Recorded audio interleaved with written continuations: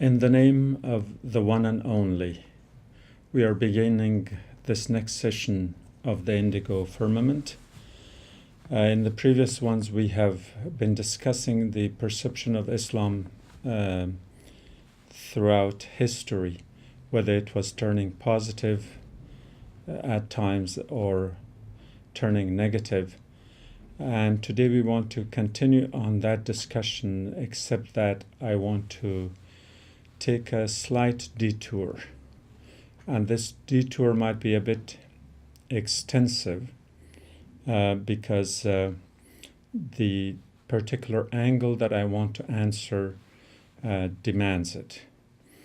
And this is that I want to explore a little bit of the human nature in the context of the development of the mindset and mentality of a warrior culture versus a pacifist culture.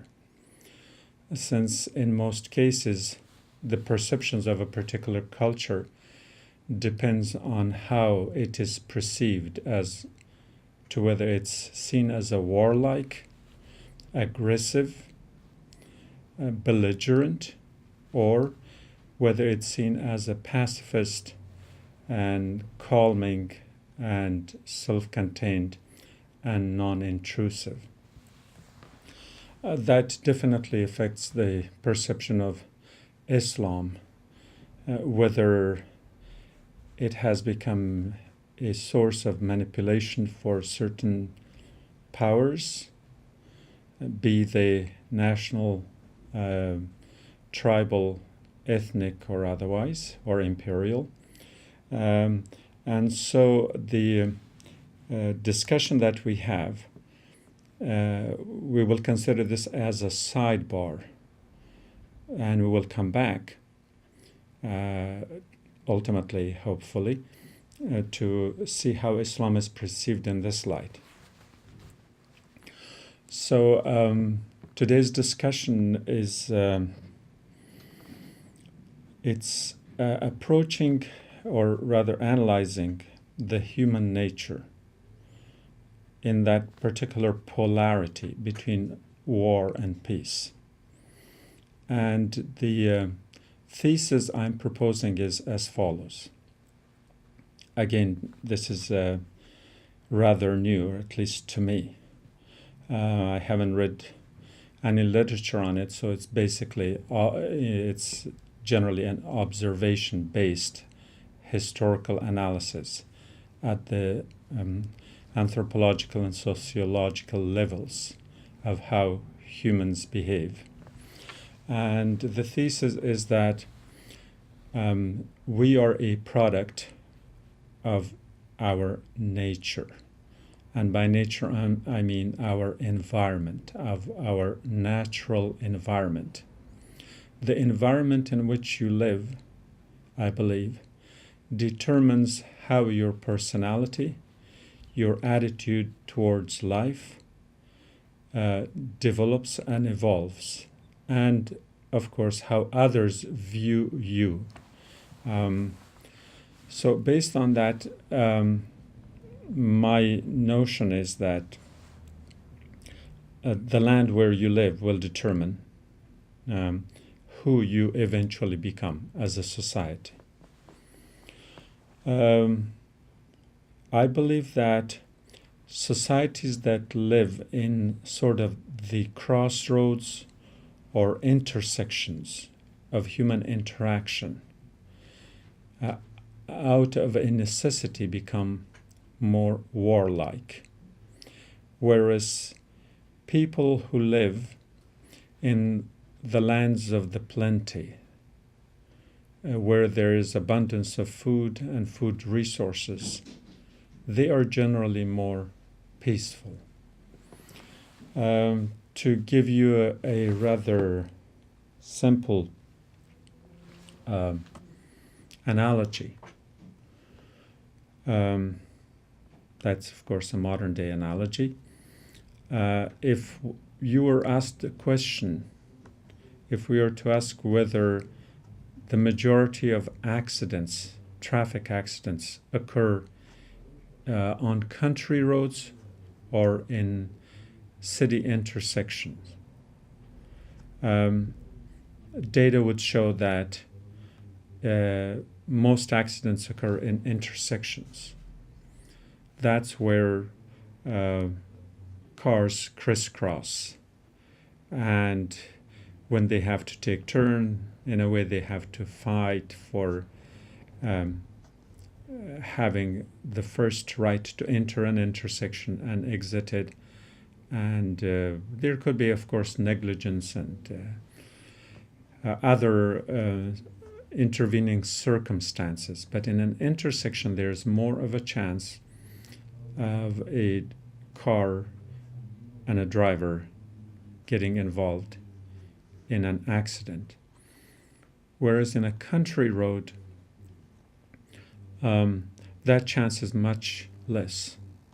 For one, the flow of traffic might not have the density of a city traffic on a country road. Second, if there's a negligence involved, it might take the car off the road. You might fall into a ditch. Yes, there is a chance you might even hit a tree, but most likely you may just veer off onto the land adjacent to the road, and so therefore the chance of an accident might be less. Now, you might see, like, what does this have to do with the perception of Islam in the course of history? And as I said, we will come back to that. You have to be patient. Now, take that that analogy of the country road and intersection, superimpose it on the world map, and you will see that people who live in what I would call the intersections or crossroads of this human traffic, the more traveled, the more invaded, the more crossed over, the more intruded lands is where obviously there had been more wars. Take Southwest Asia, for instance, also known as the Middle East, which is an intersection between Asia, Europe, and the continent of Africa. Throughout its history, we can show you a video that there are many peoples, cultures, societies, armies, empires, and kingdoms that invaded this land. And the invasion was that some moved north to south or south to north, but there were indigenous people in there who felt that they were being invaded. And at some point they felt the necessity of fighting off the invaders. And so therefore, the eastern coast of the Mediterranean, whether it was Palestine or Canaan or modern-day Israel, Lebanon, Syria, these were the lands, and we can extend that further into the Fertile Crescent of modern-day Iraq or Mesopotamia. So these are the lands that have been oft invaded, and therefore war had become a fact of life. And as a result, people had to, at some point, decide that they have to defend themselves. And whether this defense was offered in the name of nationalism, in the name of tribalism, in the name of protecting your customs and traditions and a way of life, in the name of defending your religion and religious values, all of those would have been justified to ward off the invading parties, the enemies, the foreigners, the others. And so it is not necessarily, in my view, it's not necessarily in the nature of people, at least in this respect, that they would be more prone to war And I argue that instead they would be more prone to peace and not war, unless the circumstances and the geographic circumstances demanded it. I'll give you another example that's much more relevant to our discussion. Take the area of Afghanistan, which in strictly geographical terms is a bridge that connects the Indian subcontinent with Central Asia, and it's a bridge that connects China with the Middle East. And so right there's an intersection, traffic intersection. Afghanistan has been invaded pretty frequently, and these invasions had not been ones of neighborly states and groups that invaded Afghanistan for its natural resources, because the natural resources of a land like Afghanistan were buried underground, the minerals and other resources for which the ancient and middle people in the Middle Ages perhaps did not have the means to make those accessible and available. So that wasn't the reason, although that does happen in other cases. But in the case of Afghanistan, it has often been, if you measure it based on who invaded Afghanistan, whether it was the Persian Achaemenids or Haqqa-Manshi, or as I would suggest a more perhaps phonetically accurate pronunciation of Aqamanish, Aqamanishi, Aqamanishiyan instead of Haqamanish, because the root word of Haqqan or Aqa implies leadership, whether it's religious in some cases or political or social. We use the word Aqa or Agha in modern Afghanistan too, which shows that degree of hierarchical superiority, whether including those in the family structure. I think in some families people call their father Agha, which could be translated roughly as a master. So the Aqamanishi or the Achaemenids, Persians, as the ruling class, the upper class, the dominant class, invaded Afghanistan, the land that is Afghanistan today. Alexander the Great followed. The Sassanids at least extended their rule to some part of it. We have, subsequent to that, the invasions from the north by the Turkic Seljuks.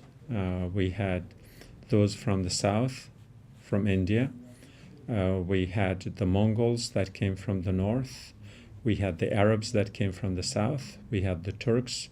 And in more modern times, Afghanistan had been invaded by, again, the great empires, Britain, Russia, and now the United States. And so when you look at this list, it's an impressive list of huge global powers, that each one of which would have been considered a superpower of its time. So why did they invade Afghanistan? Generally, we can say that they did not invade Afghanistan for the sake of Afghanistan, but rather as a means, as a bridge towards another land. That Afghanistan somehow happens to be in the way. And we described it as a bridge. So you have to cross this bridge from the north if you want to go south, and vice versa. So the British and the Russian empires each wanted to reach either the Indian Ocean and the Indian subcontinent from the north or the Central Asian territories from the south, so they had to go through Afghanistan. I think the point is pretty clear. So now if you then draw a conclusion from this, most people would somehow imply that, oh, Afghans are warlike. It's a warrior culture. They're not a peace-loving people. They prefer war. And my argument is that that is not so. And as we will provide further evidence in this regard, my argument is that it is not a particular ethnic, tribal, national, or social group that happens to be born naturally to be prone to war. Rather, it's the circumstance. And so why would it be the fault of the Afghans if it's the British who invaded? Why should the Afghans be called warriors, a warrior culture, and not the British? Because the invasion was certainly Britain that invaded Afghanistan. Afghans didn't invade London. Why would Afghans be called a warrior culture when it was the Red Army of the Soviets that poured down on the land of the Afghans? And even in modern times, now that the Americans are there, the argument generally is made that yes, Americans are there to bring peace, to develop the country, and it's for getting rid of terrorism, and all these arguments, which may be justified through propaganda, but the essence of it is that Americans are foreign. And yes, those who resist Americans may be manipulated by regional powers for their own regional interest. That's a separate argument. But the mere fact that a person is willing to fight an American in Afghanistan under the current circumstances, that justification comes very easily to the layman, to the average person in the countryside, who would see Americans as invaders, as foreigners.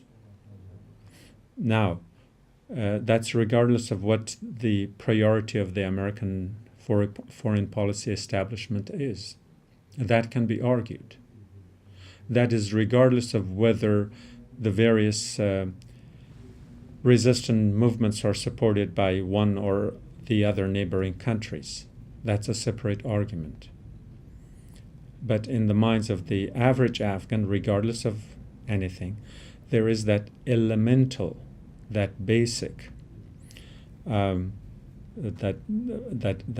power, that thrust, that can easily be convinced to view any foreigner as an intruder into their affairs.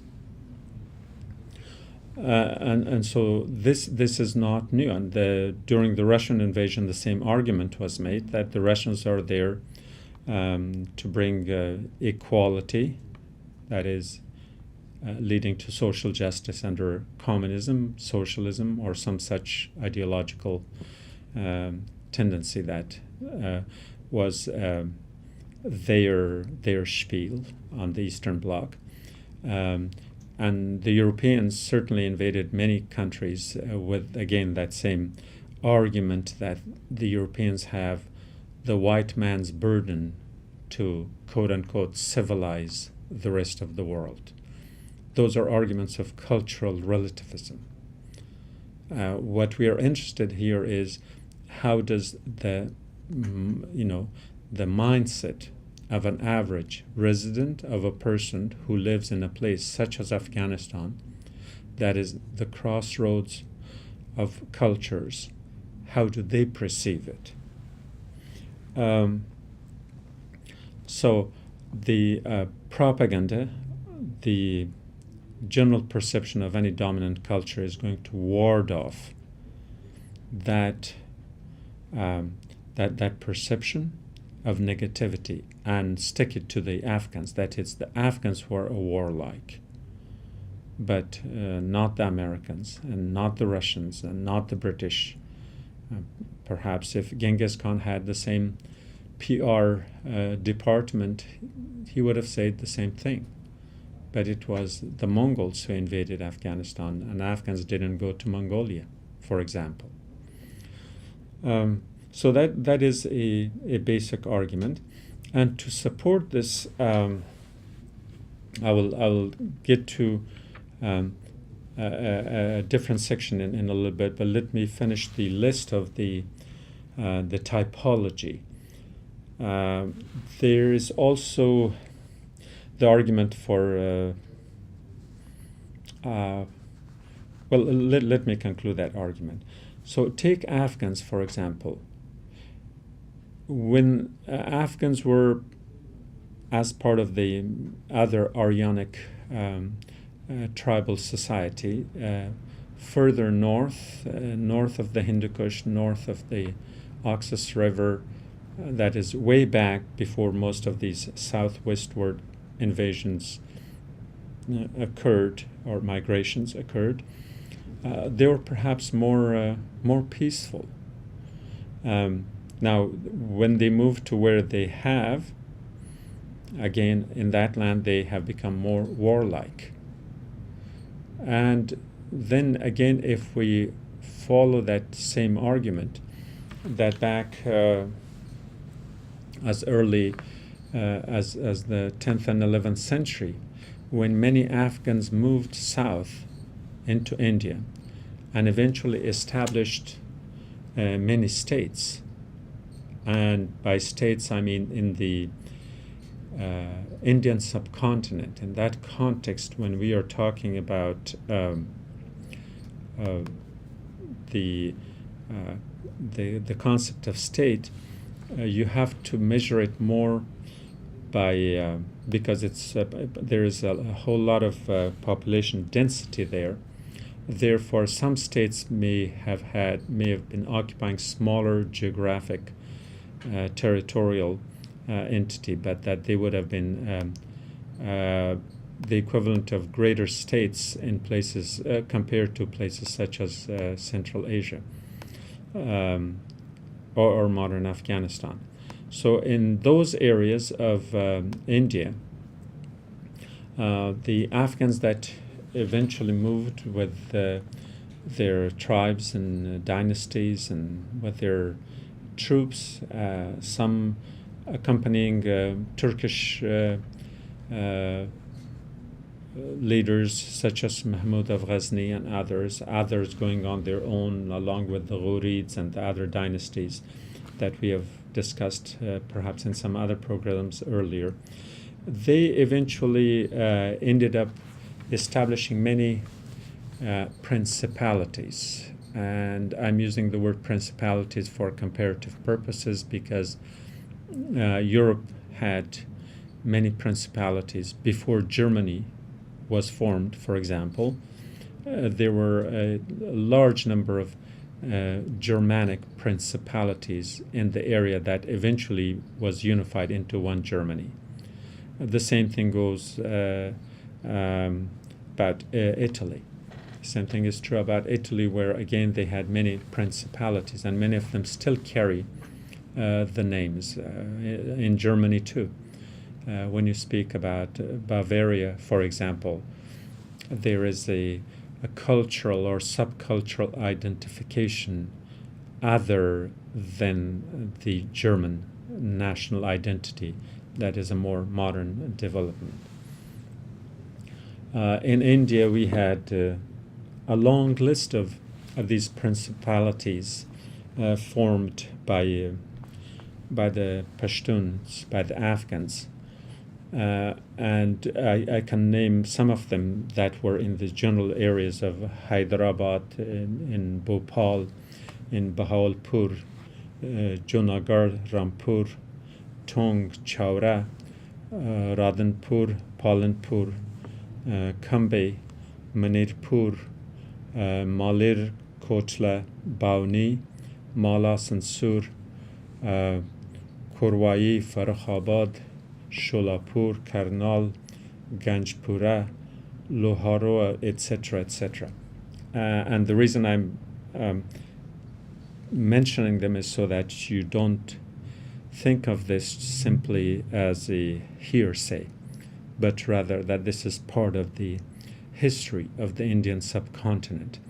So these principalities were formed primarily by Afghans, Pashtuns. I'm not making the distinction in this case because it will take us away from our main discussion. But what happened in the course of history for hundreds of years, that these principalities were established by the same people who in their own land were very warlike. They were warriors. They were defenders of their own land. They were fighting off and warding off invading armies. Whereas when they were in the land of plenty in India, when they were no longer in that crossroads, they turned to become very peaceful. Yes, there were inter-tribal or inter-principality rivalries everywhere, just as they were in Europe, in the place of modern Germany and Italy, and in Central Asia elsewhere. That element is separate. But speaking in general terms, that the nature of these people changed, you could say completely, and that is a relative term. And let me give you some examples. That it was in this land where you had the great, so these principalities would have been called riyasat or some such term. The head of these would have been called nawabs.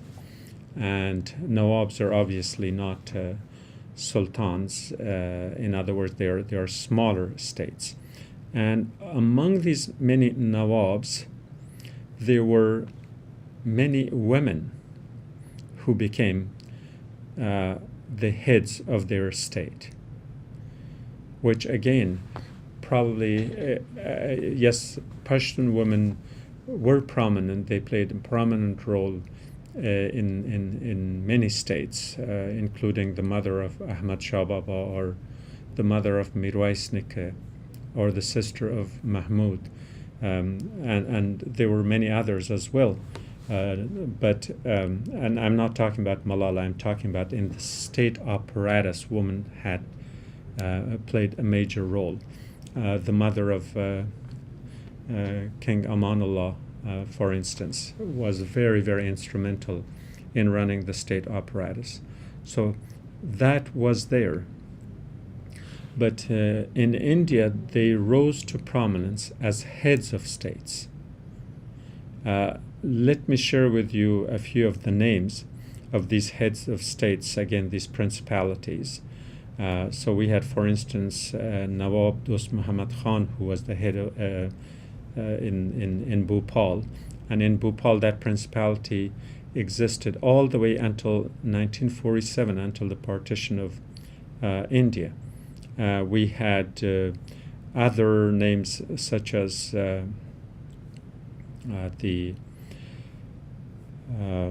head of the state of, or the principality of, going here through a very long text, and this is based on the research done by Dr. Latif Yad, and I have to acknowledge his contribution to this. So Nawab Yar Muhammad Khan would have been another one of those.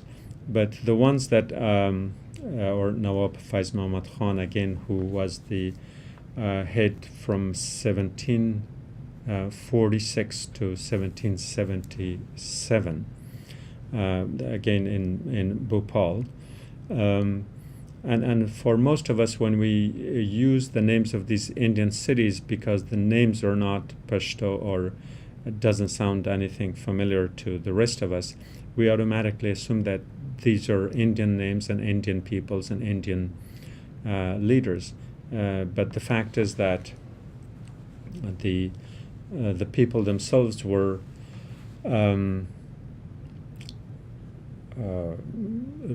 ethnically Pashtuns, and based on an earlier discussion that we had, that there was this understanding of Pashtuns and sometimes the Turks being the men of the sword to defend a state, and then we had the Arabs and the clergy as the people of the book who took care of the religious matters, and we had the Persianate who handled the administration. And in that sense, then we can say that composition still existed. I wanted to share with you, I'm going through this extensive document, which is a very well done research. There are names of women who, for instance, headed some of these states. For example, we had Nawab Qudsiya Begum. This is an Afghan woman who had become the head of state in Bhopal. We had, let's see, give me a second here. We have Nawab Shah Jahan Begum from 1271. That's the solar calendar equivalent to the 1850s. Again, she's another of these heads of states, heads of principalities. We have Nawab Shah Jahan Begum that took over from Nawab Sikandar, and this was again in the 1800s, mid-1800s.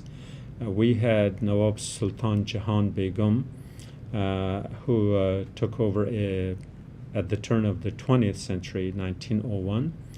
And the reason I went through these examples is just to share with you that the environment in the Indian subcontinent was much more conducive to running states peacefully rather than expending all your efforts of gathering armies and weapons to defend your land because you're expecting an invasion from the north or the south or the east or the west.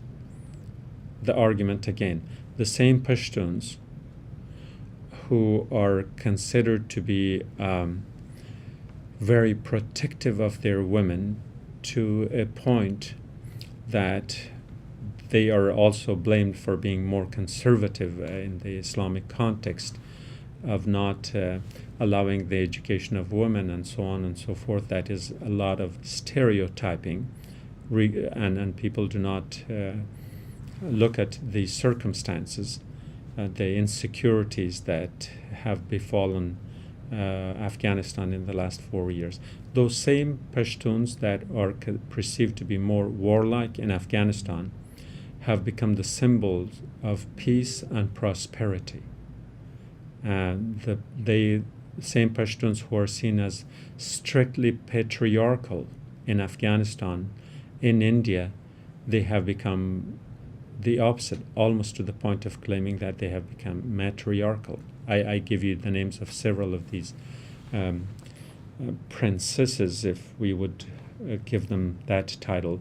The term Nawab had been implied for the women. Now, again, you could say that compared to the Islamic history in general, we have had women as heads of states in Pakistan, in India, in Sri Lanka, and in Bangladesh, in the land of the plenty, where the man's role as the, say, physically stronger in terms of the gender separation, and therefore the gender to whom the defense is assigned, the ones who are armed and equipped to defend the land, and therefore had become more more warlike and warriors. In other words, it's the male gender that is more warlike than the female. And so the missing argument here is that it is often seen as a difference of gender or a difference of a particular religious or ideological orientation. And my argument is that not so. It's the physical environment where if you live in the land of the plenty, where if you live in a land that is not prone to too many invasions for one reason or another, where when you live in a land that is not in the crossroads, then yes, you would be more prone or more likely to opt for a peaceful lifestyle. But it's the environment. So I just give you not only the examples of how the Pashtun had changed when they went to India, becoming more pacifists, but that even the people of India, and I'm talking about the Indian subcontinent in general, compared to others in the region, have been more matriarchal. Yes, we can seek the roots of this in the earlier mythologies of India, as Mother Ganga, who in essence gave birth to the great kings, and it was this motherly religion, this motherly orientation of and the roots of this mother mythology that has come from India. So today it manifests in a Buddhist woman leading Sri Lanka, in a Hindu woman leading India, in a Muslim woman leading the state of Pakistan or Bangladesh.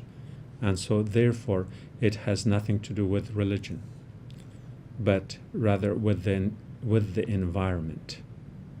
And we can attest to the state of Khalid in Bangladesh and Benazir Bhutto in Pakistan, and we had Sirimao Bandaranaike in Sri Lanka, and then of course her daughter, or was it her daughter-in-law, who eventually took over again. So there, and we have Indira Gandhi and the role of Sonia Gandhi and so on and so forth. So India, the Indian subcontinent, as the land of the plenty and as a land that is not a bridge to anywhere, therefore not prone to those invasions, had been an environment that was more peace-oriented. Therefore, the perceived exclusive trait of men as warriors did not gain so much currency, and therefore the patriarchal order's dominance is not so visible. Rather, is the feminine spirit that rises and that dominates politics and life. And whoever moves there or whoever lives there would certainly have that orientation. My other arguments in this regard are that it's not just the intersectional crossroads versus the land of the plenty, but there's also the coastal versus the mountain. Coastal communities usually get their resources, by fishing in the sea. And the fish in the sea are always in the sea. All you need to do is get a hook or a net and catch your own fish. So you can't fight over it. Whereas the people who live in mountains would, out of necessity, be more prone to wars because mountains are generally not as resourceful for survival. I'm not talking about the mines and the underground resources, but those that are easily accessible to an average society. island versus mainlands. And again, island nations would be generally more peaceful because they would be isolated, and if they had lived or decided to live there by choice, obviously they are happy there, unless of course they are invaded. Whereas in mainlands, there is more of a flow and interchange and incursions, invasions, and all that, and therefore mainlands would have more a warrior mindset compared to islands. That which is probably more related to our argument in terms of the region that we study is the pastoral versus agrarian society. So agrarian societies are people who have invested in the land. They would be spending months and months in seeding the land, in irrigating the land, in cultivating the land, in harvesting the land, and therefore they're attached to the land. And if you're that attached to the land, then the land is your big investment. Obviously, you don't want to move away from it. And if you're that preoccupied, therefore, chances are that you may not have much time in, activities that are more warlike. Compared to pastoral societies, pastoral societies are herders, or if we use their anthropological term of hunters, gatherers. The very term gatherer implies that they had to move from one place to another to gather food. And if they had to move to a new territory where they needed to gather more food, chances are that there were others who may have laid claim to the same land, to the same fruit or fauna or other natural resources that would have made it necessary to fight over the resources on the land.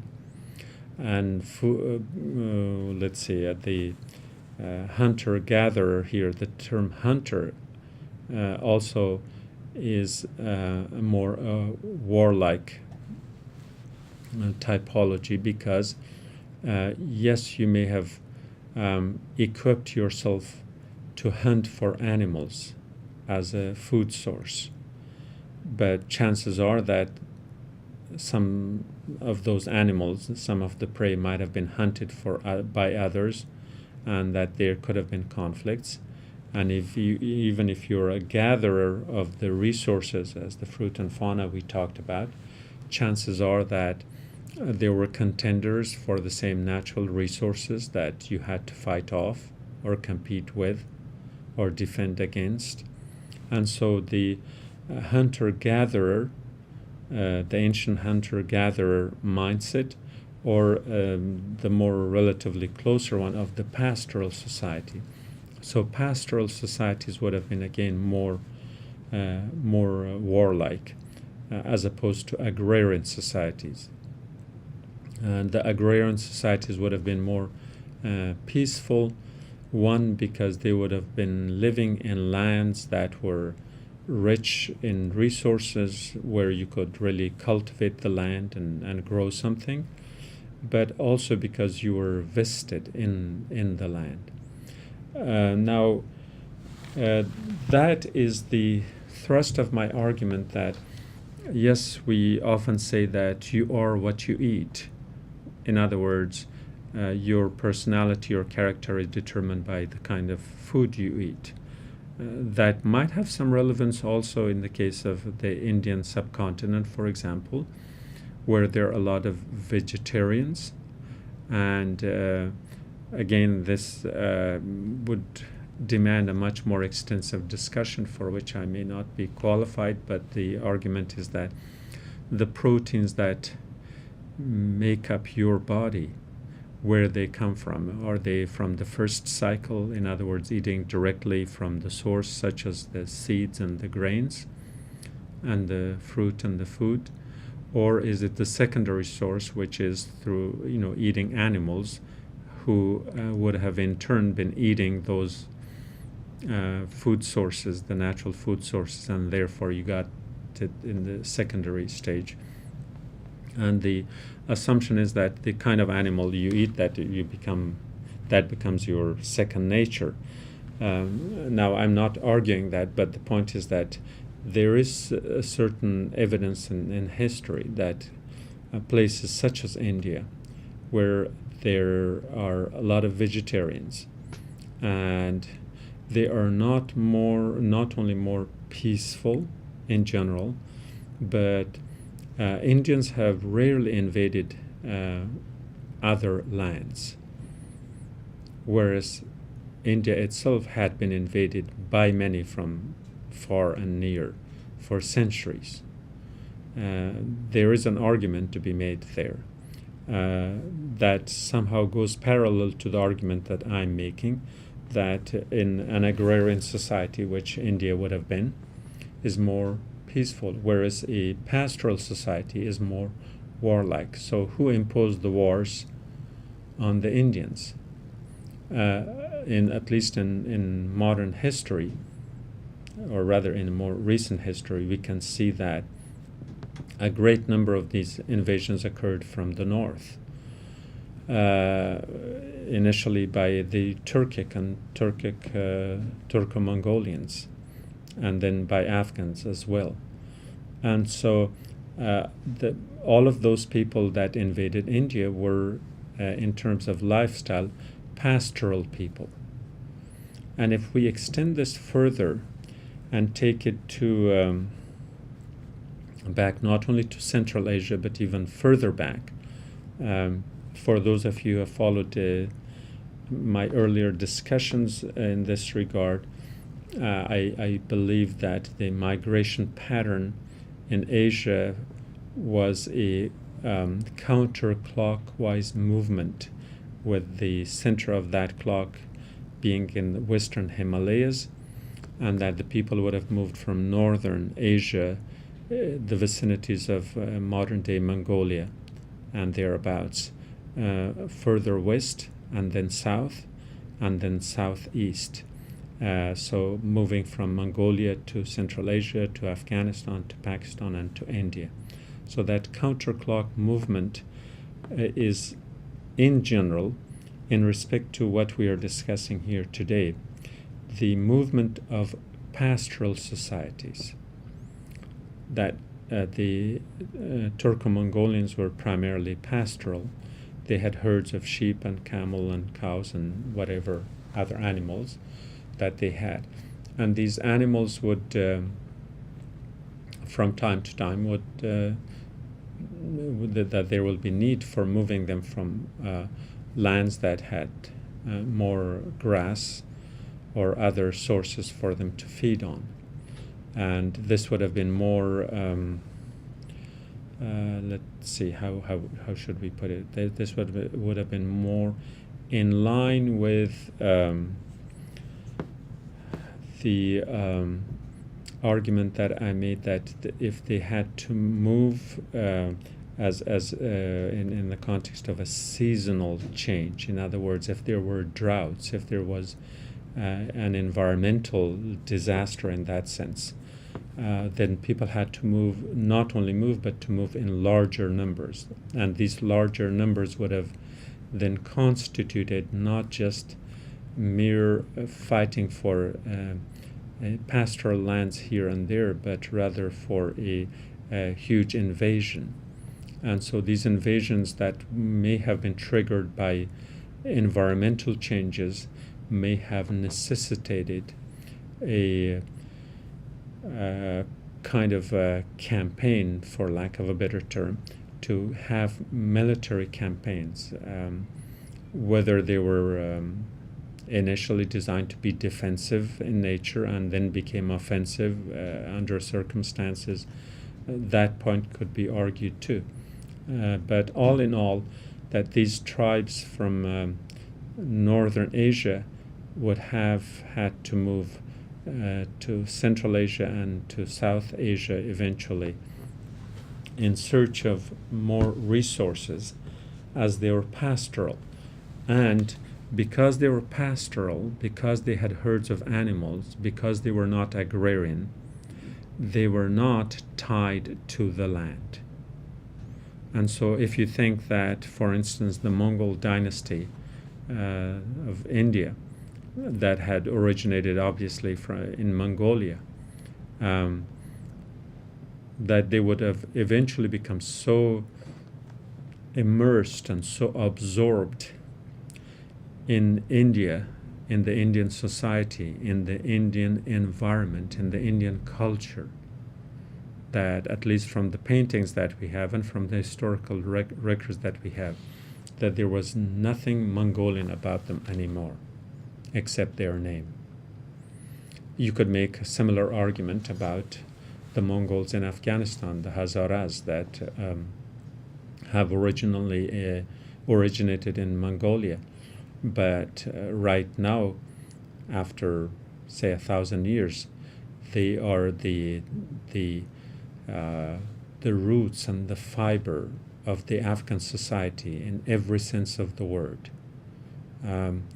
Yes, there had been circumstances that have resulted in them changing their religious belief system, their language, and their way of life, etc., etc.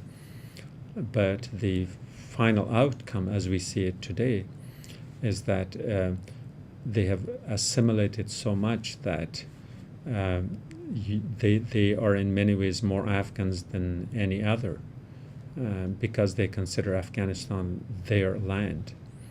And Afghanistan had been friendly to them to the extent that one could argue that the reason that the largest population of ethnic Mongolians is not in Mongolia, but in Afghanistan.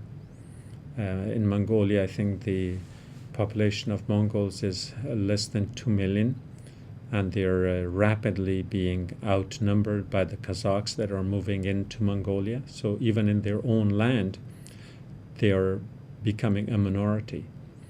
In India, they have completely disappeared into the landscape. And by landscape, I mean the ethno-linguistic landscape of India, that you could hardly identify a person as a Mongol in India. But in Afghanistan, it's a different story. In Afghanistan, they are the part and the fiber and the root of the culture of Afghanistan, and that they are indistinguishable. Yes, they might be identifiable in terms of their Mongolian features. So the identification of them in terms of their features is one thing, but the them becoming part of the culture, that is undeniable. And so going back to that earlier argument, that the pastoral people had to move, and if then they had to settle in this land or that, then have eventually adopted the ways of life, the culture, and the mindset, and their nature. And by nature, we're discussing primarily the peaceful or pacifist or warlike or warrior nature of the people. And so, to conclude the discussion, the human nature, in a sense, is very heavily affected by the environment in which they live. And as I stated earlier, that people who live in intersections or crossroads of cultures and let's say bridges or connecting roads between continents and cultures, they would be more prone to war, because they would be exposed to a lot of war. They would have become subject to invasions, and so therefore they will be more warlike, whereas the people of the lands of and plenty would be less so. Pastoral people would be more warlike than agrarians, and mountainous people would be more warlike than coastal communities. People of mainlands would be more warlike than those of islands. If we extend this further to places like modern times, where the warrior culture is primarily a European, there the argument can be made that it was the warrior culture mentality of the Europeans, in the sense that the environment was not necessarily the land of the plenty. So they had to go and find their resources elsewhere. And for that, they had to use aggression and invasions, and the rest, which we often refer to as the Age of Discovery, which was pretty much the plundering of other continents. So again, fighting over resources, whether it's a pastoral society or a society that is in some sort of a natural deprivation of resources, which would be the same as whether that is a mountainous land as Afghanistan, or the Europe of the Dark Ages that was pushed and cornered in the northwest in a much colder place, and they had to break the the blockade of the Muslim cultures to the east, southeast, and to the south to get out of that. Let's wrap it up. That then we will be going back to our discussion of the perception of Islam throughout history, and this was that detour we had to take to explain the environmental factors. And until the next program, we bid you farewell and have a nice day.